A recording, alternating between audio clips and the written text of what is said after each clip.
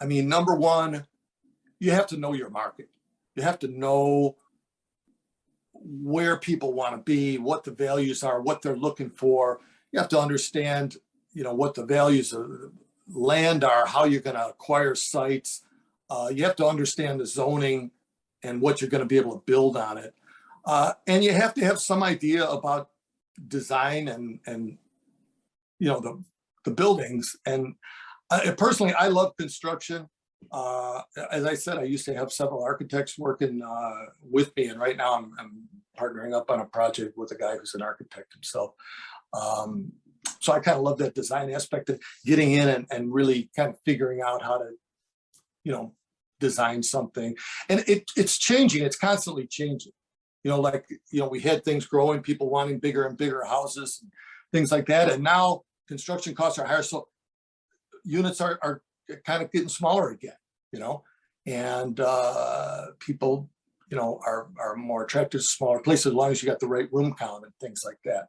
So the design aspect is important too, to understand that. And yes, you can get designers and architects to work with you, but you got to kind of have a handle on it yourself also.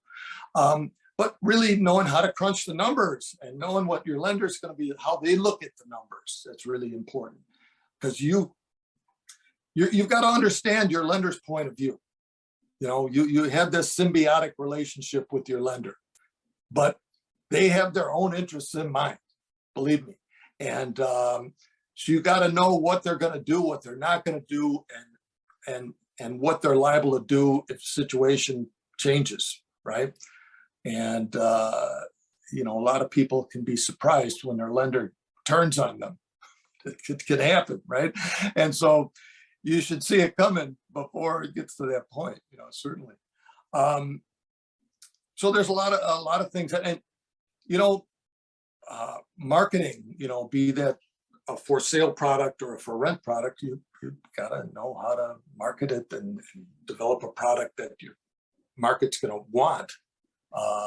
And it's constantly changing, and you gotta be in there doing it.